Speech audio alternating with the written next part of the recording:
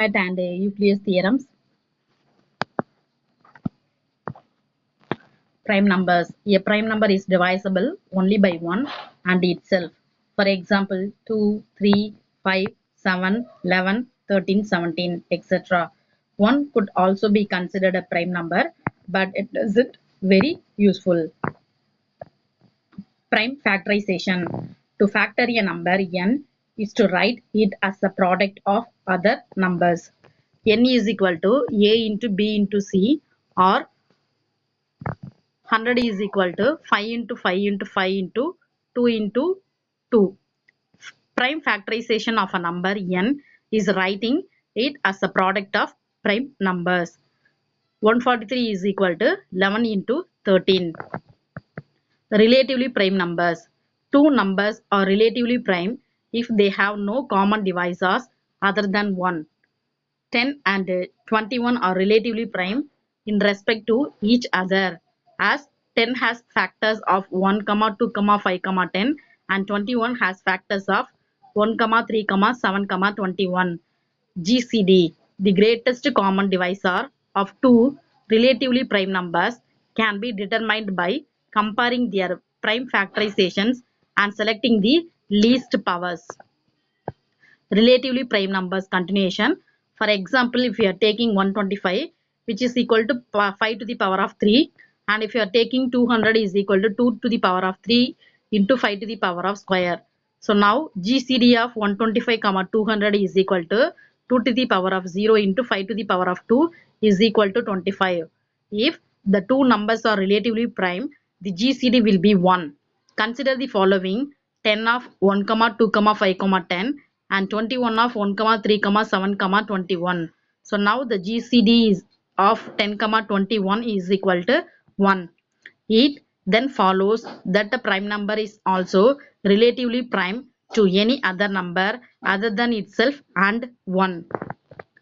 A little bit of history. Pierre de Fermat, at the era of 1601 to 1665, was a lawyer by profession and an amateur mathematician. Fermat rarely published his mathematical discoveries. It was mostly through his correspondence with other mathematicians that his work is known at all. Fermat was one of the inventors of analytic geometry and came up with some of the fundamental ideas of calculus. He is probably most famous for a problem that went unsolved until 1994, that the equation x power n plus y power n is equal to z power n has no non-trivial solution when n is greater than of 2. History continuation. One of Fermat's books contained a handwritten note in the margin that is declaring that he had a proof for this equation, but it would not fit in the margin. He never published his proof, nor was it found after his death. In the year of 1994, Andrew Wiles worked out a proof of his this equation using advanced modern techniques. Fermat's little theorem. If p is prime and a is an integer that is not divisible by p, then a power p minus 1 is 1 mod of p. And for every integer of a power p is equal to of a mod p. This theorem is useful in public key of RSA and primality testing. Euclid torsion function pi of n. So pi of n is equal to how many numbers there are between 1 and n minus 1 that are relatively prime to n. So here pi of 4 is equal to 2, of 1, 3 are relatively prime to 4. Pi of 5 is equal to 4. 1, 2, 3, 4 are relatively prime to 5. Pi of 6 is equal to 2. 1, 5 are relatively prime to 6. Phi of 7 is equal to 6. 1, 2, 3, 4, 5, 6 are relatively prime to 7. Euclid torsion function continuation. As you can see from pi of 5 and pi of 7, here pi of n will be n minus 1 whenever n is a prime number. This implies that pi of n will be easy to calculate when n has exactly two different prime factors.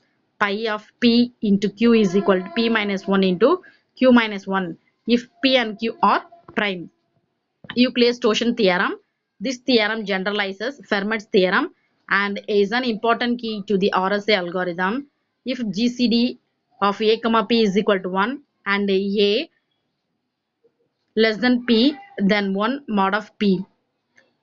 In other words, if A and P are rare relatively prime with being the small integer, then when we multiply A with itself by P times and divide the result by P, the remainder will be 1.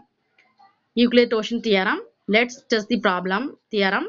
If A is equal to 5 and P is equal to 6, then 6 of pi 2 minus 1 into 3 minus 1 of is equal to 2. So pi 5 power 6 is equal to 25 and 25 pi 25 and 25 is equal to 24 plus 1 is equal to 6 into 4 plus 1. So which is equal to 25 is 1 mod 6 or 25% of 6 is equal to 1. It also follows that P, A of P plus pi 1, A mod P, so that the P that does not necessarily need to be relatively prime that to A. Euclid's theorem uses modulus arithmetic, which helps to lay the foundation for RSA encryption. To conduct a personal cipher key, we need an appropriate value we will call variable R. So we select two very large prime numbers u and v and multiply them. So R of pi u minus 1 into v minus 1. This makes R difficult to factor since the fewer factors a number has, a longer it takes to find them. We also define the variables p and q. Now p is an arbitrary number that is relative prime to pi r. Q is the calculated inverse of pi in mod r.